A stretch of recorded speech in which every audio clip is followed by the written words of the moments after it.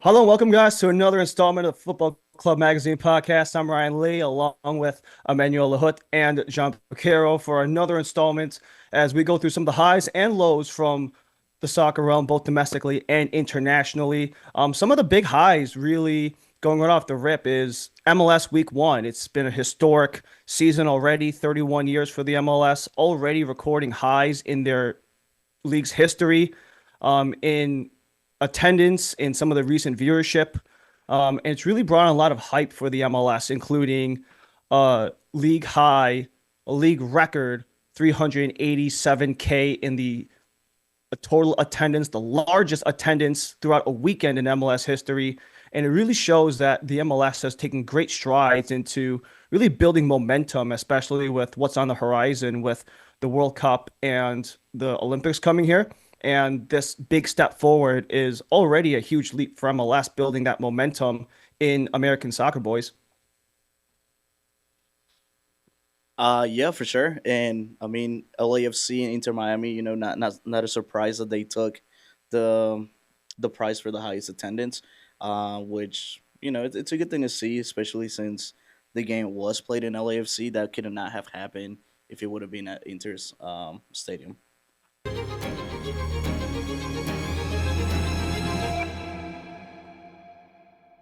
Yeah, it's really exciting for the league itself, the growth, with the World Cup here in 2026. People are excited. People want to watch soccer. People are looking. So I think it'll be a great year for MLS to really display their talent and show their competitiveness, hopefully, throughout a long season. And hopefully, we'll see a great league. Yeah, and some of the surprising things that happened this weekend. What's something that surprised you on the opening games? Well, I thought the first game was great. I think Inter Miami LAFC was a great game. It was so cool to see a full stadium. The game itself I thought was really high intensity, and ultimately I think LAFC was the best team, and they got the win. And I think it's a big statement for LAFC and shows that Miami, even though they're the current champions, they still have some work to do. Yeah, and me being a person who covers Charlotte FC a lot, I was very surprised with the way we struggled in the first half to find our rhythm to be able to, close up the gaps for St. Louis. And I know I said that we would win, and we definitely tied, but I was actually very surprised that we couldn't get it together in the first half. So yeah, I mean, something they definitely need to work on. I mean, But I yeah, think one of the big things with week one, right, is everything's a surprise to everyone. New teams, new players, new managers in some places. Like, look at the work that Michael Bradley did with all these young guns from MLS Next Pro with the New York Red Bulls, for example. It's just new on new, and you have so much of the change going on. And I feel like we can see a lot of really interesting dynamics in the first month. And that's true of any league when they restart. The first month is kind of the wackiest. And once you kind of get to month two, month three, that's where things kind of start to separate, where you become who you are. But when you kind of look out and zoom out a little bit on how that affects the game as a whole, it brings about a lot of really cool opportunities, like the aforementioned LAFC Miami match going to the LA Coliseum, second only to the El Trafico game a couple years ago at the Rose Bowl, and a record high in sellouts on opening weekend also across the entire MLS too, with Vancouver possibly having their swan song at BC Place, with what LAFC did in the Coliseum of all stadiums, and just all of not just the best, but also what's coming up because there were so many opportunities for guys to come into the US for the first time, to come into the MLS for the first time, and they really made their impacts felt. And even some of the guys who have been here, season in, season out, like LAFC, like Inter Miami, they put on a show right out of the gate. The big question is, can they continue it? I think you make some great points, Ryan. I think the first couple months of the season, coaches, players are still finding their feet. They're still figuring out what works, what doesn't work. You go through a long preseason where there might be some injuries, there might be some questions that you might have, and once you start to compete, a lot of the answers get answered on their own just with competition. So I think in the next couple of weeks we'll start to see which teams start to separate, because winning one game or losing one game is not going to define your season, but how are these teams going to bounce back from either result, and how are they going to build from these performances they've had in the first week? Yeah, and it's interesting to see that some of the teams that were already competing on the CONCACAF Champions Cup, seeing them the way they performed this weekend, was a little bit of a surprise, such as like Philadelphia Union. Right, last week you said that they were gonna take the L. Can you tell us a little bit the thought process on why you felt that way? Well, I talked about it last week. I think some of these teams, they might have a really good starting team, but being in two competitions at a time is tough. And historically, there's been a lot of teams that go out, play CONCACAF Champions Cup, and then struggle in the league. And that might be the case for Philadelphia Union. Maybe not. We'll see. One result shouldn't define the next couple months, but it is tough to play a CONCACAF Champions Cup during the week and then having to play a League Cup in the weekend if you don't have enough depth. And I'm not talking about Philadelphia Union specifically, but for all these teams in MLS, it's a great challenge. Kind of going off of that, you kind of saw some of the effect of what the CONCACAF Champions Cup, how it kind of intertwines with the MLS regular season, because some of the teams that were a part of the Champions Cup have fared pretty well for the most part. Like LAFC had that commanding 3-0 win against Inter Miami. You had teams like Cincinnati having a pretty late resurgence, but they got the job done at the end of the day at home against Atlanta. And, San Diego absolutely lighting up Montreal for 5 goals. It's kind of interesting, not just because of how they've done in return to MLS play, but you have to consider that they've been playing largely teams that were already in season throughout, the Mexican leagues and the various Caribbean leagues, how they're playing teams in season and they had to match that pace right out of the gate. And for many of the teams participating, when the translation came to MLS regular season, some of them look like they haven't missed a beat because they already had that time on task and that game experience before getting to what eventually became week one. Yeah, and I mean, like John was saying, one game is not going to define your season, but as we start to get into game two, game three, game four, game five, um, that's where things are really going to start showing. But last week we also picked favorites for MLS, or just kind of like took a wild guess as to who was going to take the title for MLS Cup.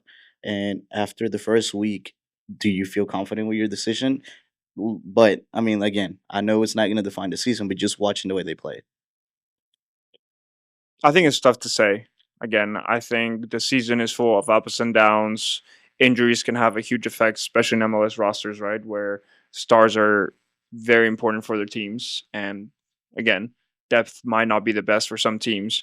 So it's really hard to say. But it is true that some of the teams that ended the season well or had great season last year are picking it right back up where they left it. And some of the teams that struggled last year, like Montreal, are still struggling. So sometimes it's easy to think, oh, it's a new season, let's turn it around completely. But most times it takes some time to really change things around and become a winning team. John, kind of going off of that, I have to ask, how is the opening month or the opening like 2 to 3 weeks? How is it so much different than the remainder of the season because of all the elements you mentioned? Teams getting their feet wet, all the new players, rosters, coaches. How is that so much different than the next, 8 months of the season for not just what you've seen, but for what these players and fans can expect going forward? It's a great question. I think the first couple months, you're still trying to find what works and what doesn't work. Preseason doesn't give you enough time to do that.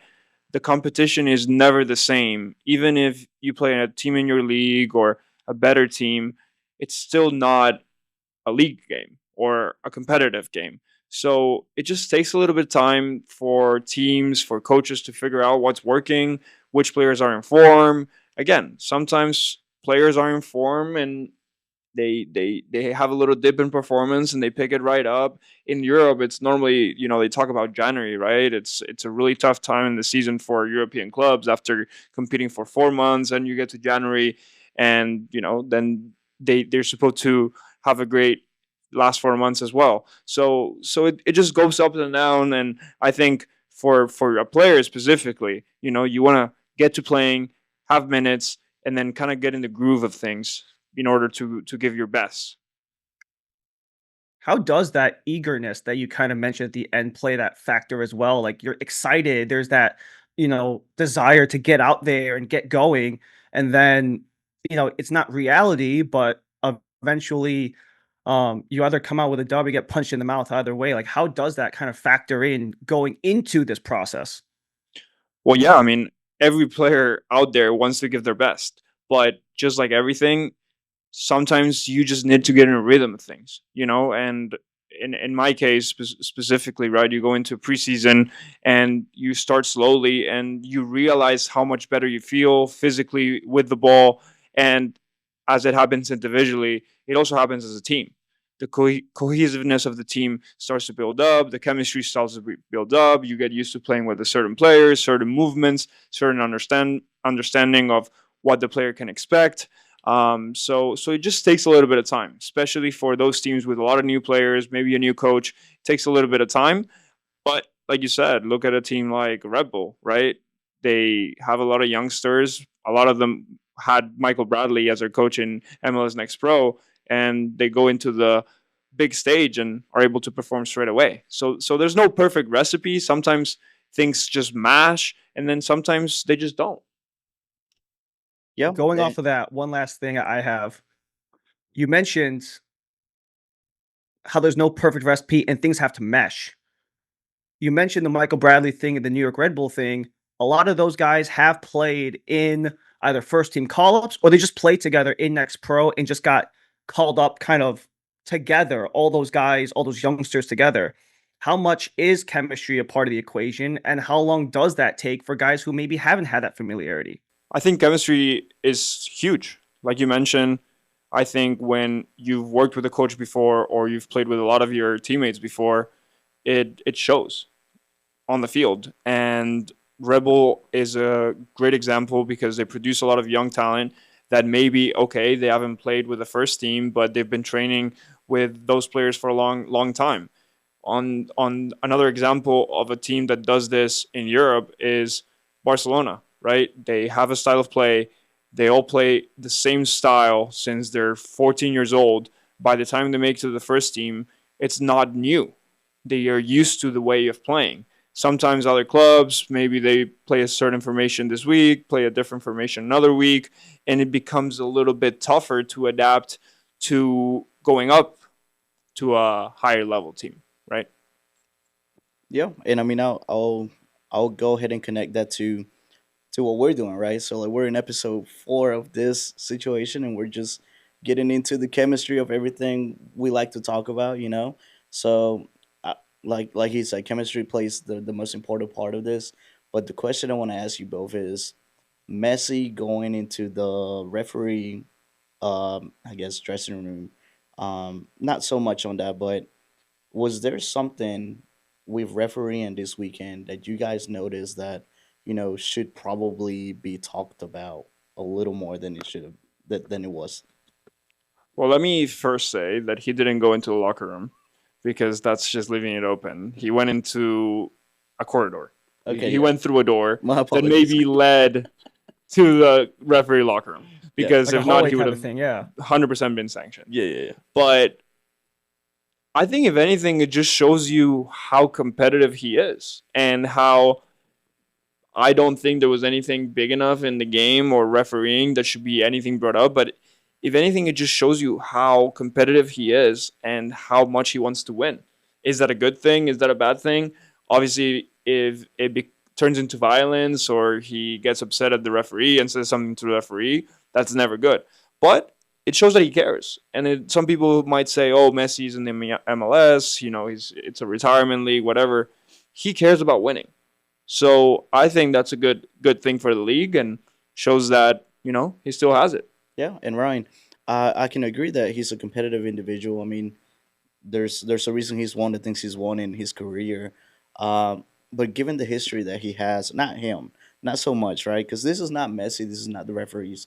This is more the speculation that the league tends to favor Inter Miami and Messi on certain calls. What's your opinion on this? I think we saw a little bit of this in the MLS Cup. I don't know if you saw that video on social media of the ref cam. But you saw that in the social media video MLS posted at the MLS Cup last year, where he's going up to the referee, trying to get confirmation on things, trying to get explanations on things. It's a very common part of the sport, especially with your greatest, right? Because they've played in it the longest, they're the most experienced, often the best players if you're playing for that long.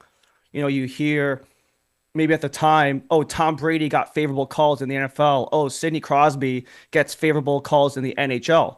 Well, that's because they know the rule book inside and out just as well as those officials.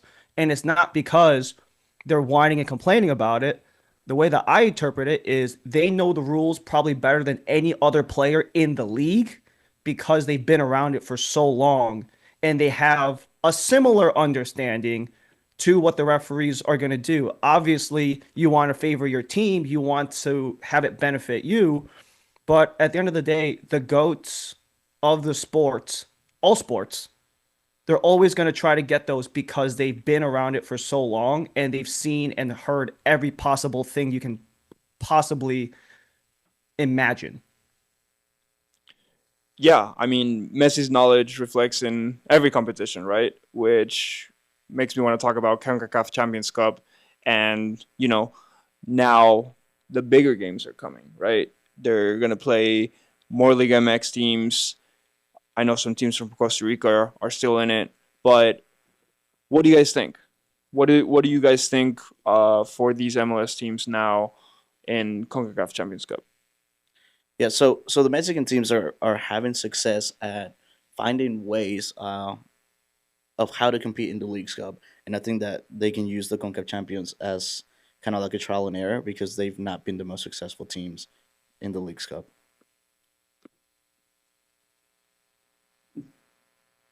What do you got, Ryan? Sorry, I got none of that. My dog was going off. Oh shit. Uh, Um, but in terms of how it translates to other competitions, right? It's kind of this litmus test of how Liga MX and MLS and the CPL also how they all kind of match up against each other in terms of how not just they're performing, but you could also argue that tournaments like this could also be a measuring stick of just how the leagues stand up overall. Because at least in this CONCACAF Champions Cup, it's the best of the best of each of the respective divisions and leagues. And right now, it has been predominantly dominated by MLS teams and Liga MX. I could make the argument that Liga MX does have that benefit of being in season already with this competition. And the Mexican sides have fared really well in this tournament. It's a side that they've just really dominated for some those teams and those players from Mexico a chance to see how they fare against, MLS clubs, but also the inverse as well, right? How MLS compares against Liga MX and the CPL. And so far, it has been predominantly a two-horse race with Liga MX and MLS teams kind of leading the way, similar to the Leagues Cup, where it has been those two leagues kind of dominating everything. There hasn't really been a big Canadian presence in the Leagues Cup. Same with the CONCACAF Champions Cup. It's been, a lot of the stateside teams who have really been dominating your Phillies, your Nashvilles, your LAFCs. And it's the overall litmus test of how do you fare against these other teams who are in season, who are actively playing, who have already started that process versus what the MLS teams have done and some of the CPL teams have done, where they're playing catch up. And this is a preseason indicator of where they are at this point. I think there's been a shift in the last couple of years where the whole conversation was always, is MLS catching up to Liga MX? And I think now there's a psychological change where not MLS are can we win? It's like now they're expected to win against Liga MX teams, right? So I think it'll be really interesting to see how that switch affects the Liga MX teams, where they might be like, wait on a second, we're the bigger league, we're the bigger clubs, right? Clubs like Club America or Tigres or Monterrey, they're like, wait a second, we're the clubs who've been around longer. What's going on? Yeah. And to add to this topic, Messi was on a podcast with Nahuel Guzman that was released yesterday, where he touched the topic of how Liga MX and the MLS have become a much more even playing field in the sense of competition. And I'll provide this angle because it seems like the MLS does have an edge on Liga MX, right? But then if you look at CONCACAF and how successful the Mexican teams are in the CONCACAF Champions Cup in comparison to a tournament like Leagues Cup that's only played in the US and there's no home advantage for the Mexican teams, which he also touched on that. Um, you know, how real is the reality of like MLS teams are better now? If you remove the Leagues Cup and only focus on the Champions Cup, it doesn't look that way. Well, there's definitely a shift, like I mentioned, because Seattle Sounders won the competition, right? Last year. So we'll see this year. Last year was the first time an MLS team was able to win the competition, like you mentioned, where they have to go play home and away. And it is very different than a Leagues Cup where the competition is held in the US. So I agree. The shift is that an MLS Cup was able to win it last year, and we will see what happens this year. Because I do think that if an MLS club is able to win it for second year in a row, then there's a conversation of, wow, maybe we're starting to have a big separation between Liga MX teams and MLS. Mexico's in a really interesting position right now, and this is a topic well beyond soccer. This is much more of a geopolitical discussion with everything that's happened the last couple of weeks in Mexico. And at the end of the day, it's about the safety of the players, the fans, and everyone involved within the sport, right? And even though Mexico is usually lauded as one of the top soccer nations in the world, it's also had a history of some problematic events happening in the fan realm of things. There's this discussion now with the US of some of these fan festivals for the World Cup being canceled due to lack of security.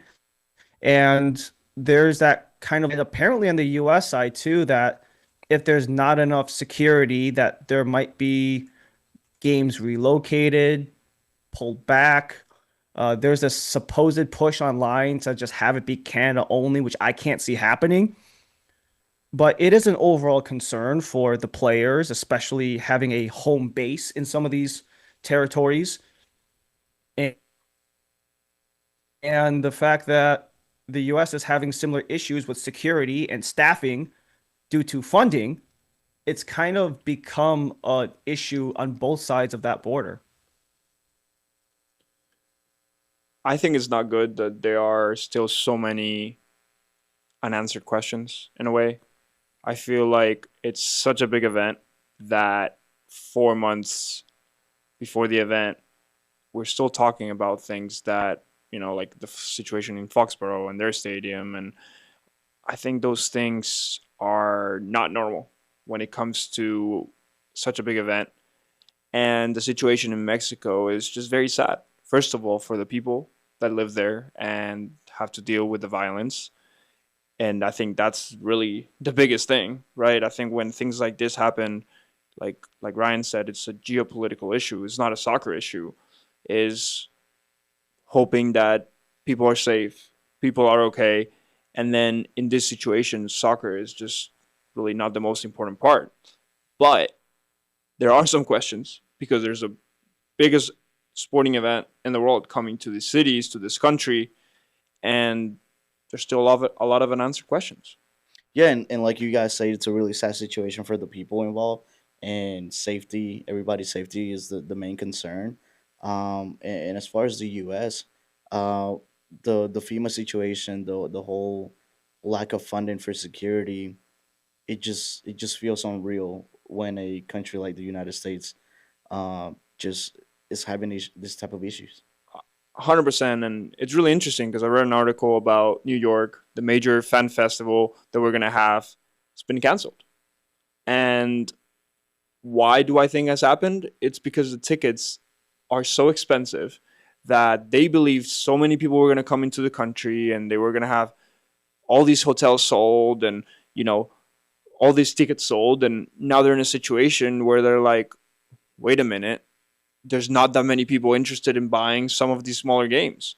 And there's not that many people going to be visiting these cities. So, how do you think the US could have done a better job of preparing for this World Cup and doing it in a way where it encourages people to come and spend money while they're here instead of saying, let me put tickets at $4,000 per ticket? I will say that for foreigners coming to the United States, it's a little different now, right? Because now the last time the United States hosted the World Cup, we didn't have social media, and social media has been a big eye opener for a lot of these fans from outside the world. We have situations where, for example, like the fan festival in Dallas is not nowhere near the stadium because the stadium is not really in Dallas.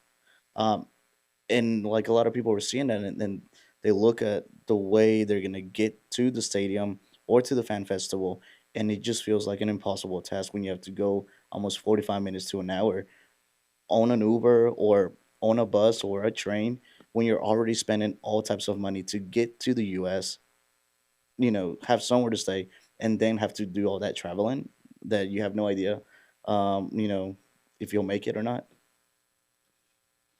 What I do know based on what's out there is that the fan fests, just the construction of them, is supposed to start within the next 2 months. And if all the reports I'm reading are true, it's going to cost about $1 million per day and about a total of 1 billion for all the fan fests combined just to have those fan festivals to acknowledge at the very least, if it's not the fans coming from overseas, at least something for the fans here. Miami's had rumors that they might eventually shut down their fan festival. Seattle has already downgraded theirs, and as you mentioned, New York has shut theirs down, even though there have been statements made by New York Governor Kathy Hochul need in a way. And you mentioned at the top, John, how Foxborough might pull games from Gillette completely because of these concerns. And it's not just the funding that matters, but what the funding provides: staff, security, infrastructure in place. And when you're talking about $1 million per day per city, totaling $1 billion total, and you're just not finding that money in couch cushions, it's going to cause a big, not an uproar, but a lot of controversy. Got there eventually. But it's going to cause a lot of controversy, at least within local fans who are from those countries, or as you mentioned, others coming here. Yeah, I mean, I couldn't agree with either of you more. We talked about MLS and how much of a great start they've had to the season and how everyone is really excited and MLS as a business is booming. But there's also been some really sad news in the soccer ecosystem where a League One team, South Georgia Tormenta, has folded 2 weeks before the season. It's folded, leaving, I think, 17 players signed. 17 players who moved to Statesboro. And 2 weeks before their season, they're told, yep, we're not going to compete this season. What does that tell you about the overall health of the soccer ecosystem in the US? And what are your thoughts on it? I mean, I was reading up on this, and it seems to be a lack of oversight from USL at the corporate level, despite them having a great strategy on how to continue to grow the sport. and they're able to sell more franchises to, strong markets that they find. Um, it just, I mean, the only thing we can say about it is just poor management. And it's not to blame anybody, but it wasn't a bad team. I mean, a team like Tormenta, who's was working their way into being a more competitive team, to now that there is relegation, hopefully move up. So it's very sad news to hear, especially with the families, the players who are now unemployed. Basically, they'll get a 3 month severance, from what I've read, and yeah, now they're just kind of out of a job. I can break this down on a little more of a what's reported out there. This all came out on Saturday. We're filming this on a Wednesday. It came out 4 or 5 days ago, and This was first broken by a shout out to Alex Ashton of Beyond the 90. He does so much good work with the USL and some of these lower divisions. But the short and simple of it is they're not going to have a USL League One team, but they're also not going to have a USLW team either. So that's two teams getting affected, men's and women's side, who will not have an opportunity to play this year. All the reports are saying that it's a lack of insurance, and that has forced teams to practice independently, captain led on their own, and how it's all directed to funding. And that doesn't just affect the fans and players in Statesboro, but also elsewhere too, because now you have every other team scrambling to fill those games to fulfill the season ticket promises, trying to find a friendly, trying to find something to make it work to fill that void. And you are right, it's 17 players, and it is 3 months of severance. And there are some stars that got brought to Statesboro because of the front office. Seemingly, apparently, have a two-time reigning goalkeeper of the year in Sean Lewis, who's going to be a free agent. You have a couple of all League One players. You have a national championship. You have a national champion with Vermont with Yaniv Bazzini, who's going to go on the market.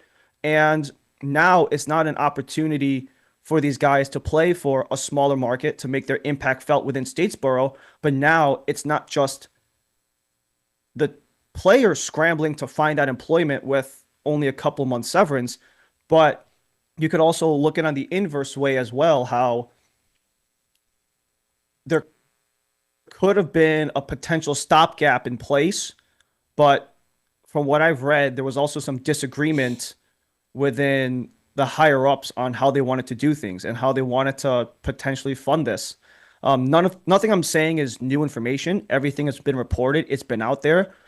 But the one thing that I think is a big note is it's the first time it's happened so close to the year starting. It's happened. It's the first time it's happened with as many players on the roster. And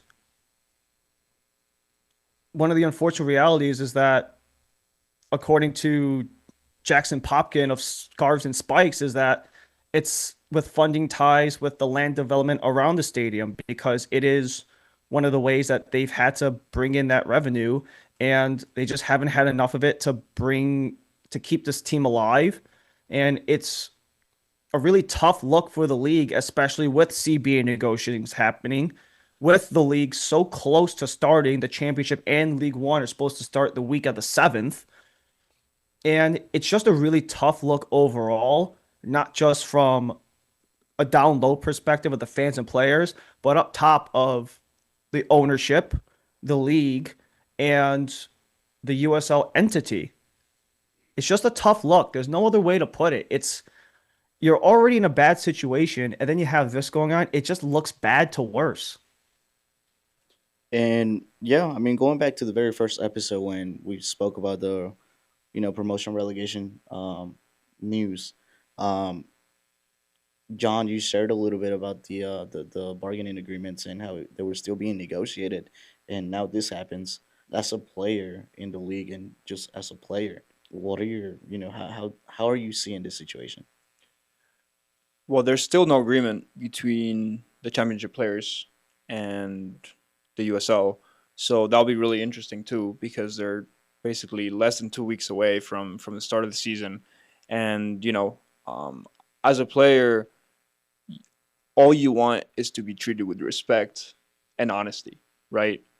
I see it, and I put myself in the shoes of those players who, you know, can were maybe negotiating with the other club. You make the decision, you sign for Tormenta, you're excited for the season, you maybe decide on not joining a club, and now you're finding yourself where they're paying you 3 months severance. Maybe a lot of these players have moved to Stayersboro, signed a lease for 12 months with their family, with their kids. That's not fair for anyone in any job situation. So, what we want is stability and also the clubs and the league to be honest. I've found myself in a similar situation. I was playing for Memphis 901 and the club folded for the next season. The positive was that it was in November and I had the whole free agency, the whole off season to find a new club. But now all those players 2 weeks before the season, okay, you're paying them for 3 months, but I promise you, all of them would rather go to another team, have a signed contract with another team than 3 months pay, because what does that do to them? Maybe they won't be able to play for a club the whole season because they let go opportunities and they decide to stay with Tormenta. I'll ask this to either one of you that wants to answer this, since you guys are both, a bit more in the known of what's been happening in the USL for the past couple of years. Um, but the league presidents and the team owners, they had the opportunity to, in a way, not save the team, but do something for the players. For whatever reason it was, whether it may be, hey, we got to take care of our own players. Um, they couldn't come to an agreement, and now they're really unemployed, right? And that's why they're getting this 3 month severance package. As team owners and presidents, why do you guys think they would make a decision like this? Honestly, John, you and me, we could go at this for a little bit. Honestly, But bro. very simply put, they dropped the ball on this. There was a lot of hype going into the year. They had a real upswing towards the end of the season with interim coach and some of the promising prospects they had, and they just couldn't make anything work of it. I don't know if that's a business thing. I don't know if that's part of this land agreement that was so-called reported. I don't want to speculate. I don't want to say anything that's not out there. But what I can say is that in already a pretty advantageous time with the USL, it just kind of has a really bad look of it. I don't know if this is going to affect what you mentioned in the CBA and what those negotiations are, but it's most certainly a really tough look across the board. And it's a real lose-lose situation. It's a loss for the fans, it's a loss for the players, and it's a loss for the organization, the league too. It's a real bad look all around. The USLPA have already made their statements on it. They are more than displeased. It makes a complicated situation even more so. No one in any of the research that I've done has ever come back to League One when they do eventually leave the league, whether it be, Central Valley Fuego or Texoma going down to League Two this last season. But it's, I just really feel for the players at the end of the day. I really feel for everyone who took the time, took the investment, USL League One, USLW. That's two teams that you're completely screwing over, for lack of a better term. And the good news is the academy's still running, but what good is an academy if there's no potential promise of moving on to the next level? I'm sure they have supporters who genuinely felt, connected to the team, and now they're put in a situation where they don't know what's going on with their team, or they're just really upset that this happened. And you mentioned there's no other club that's been able to come back when something like this happens, right? Now, what are some of the things that could be put maybe in place to prevent something like this? I'll ask this. We may not have an answer, but it's an answer for U.S. soccer in general. What can we do to protect teams like this, or MLS teams struggling, such as Vancouver? If you want to talk specifically about the Caps, that's an interesting situation in itself. I teased it a little bit in the first segment, but I guess we can dive deeper into it here. Of This is the last year of their potential home at BC Place, and there's no plans in store for their future stadium. And it's a team that's second to last in valuation via Forbes. So, what can be done, as we mentioned in the previous segment, about funding and having the resources to do such a thing? I believe BC Place is also set to host a couple World Cup games, tying everything in together. And that's for a team that made their first MLS final this last year. There's a lot of hype surrounding it. They're a favorite. Oh, was that There's was no other that way to put it than it's just a sticky situation all the way around, both at a league level and at a franchise level. And at the end of the day, money talks. Yeah, I mean, I wish there was an answer. I wish there was a solution. Hopefully, we can get there. But ultimately, the people that are hurt the most in this situation are the fans of Tormenta and the players. So we need to take steps to protect the jobs of the players, the coaches, anyone involved in the organization, as well as being able to promote soccer in the small markets with longevity, with a plan to say there's a 5-year plan, 10-year plan, 15-year plan. Because, yes, people are always really excited to put money in and start a new club, but I don't think the club's even 10 years old. And, you know, if there's no solutions and plans, then things like this are going to keep happening. I think there's been a USL club fold in every single season since the league started, which is not a great look. Yeah. Now, what I would say is with MLS Nets proving itself to be able to have independent academies or independent MLS Nets pro teams, such as Carolina Core, who have been extremely successful so far. Right, I believe this is only their third year, um, but that could be a possibility for teams that kind of fold on the USL. And but yeah, I mean, sad situation here, but we always like to end things on a positive note. So you know, what's something that we can be happy about that's happening in U.S. soccer? I think the MLS having such a great success in the first week is great. I'm really excited for the USL to start. Championship, League One. Hopefully, people will be out there at the stadium supporting their local clubs and continue to support soccer as the World Cup gets closer, and continue to grow the game here in the country. Make your way to American Legion Memorial Stadium on March 14th. I'm just kidding. Actually, I'm not. That's He's that not serious kidding. about that. I know your first game, John. I know your first game. Stalker. But yeah, had to make your way to American Legion Memorial Stadium on March 14th for their opening No, game. no, we Um, play in Westchester March 14th. oh, that's right. You're on the road first. When's your first home game? Bruh. We play Spokane on the 28th, I think it is. All right, restart it. Oh God, that's late. Yeah, like we have All an right. Open Cup game before. Well, in terms of the U.S. soccer landscape,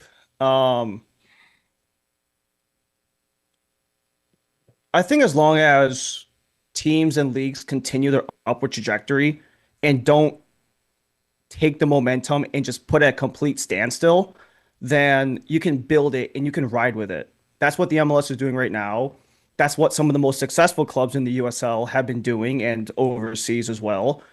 And if we want to talk about anything specific, I'm excited for MLS Next Pro to come back. I'm ready to see some of these young guns. I'm ready to call games again. I'm ready to get back in the booth.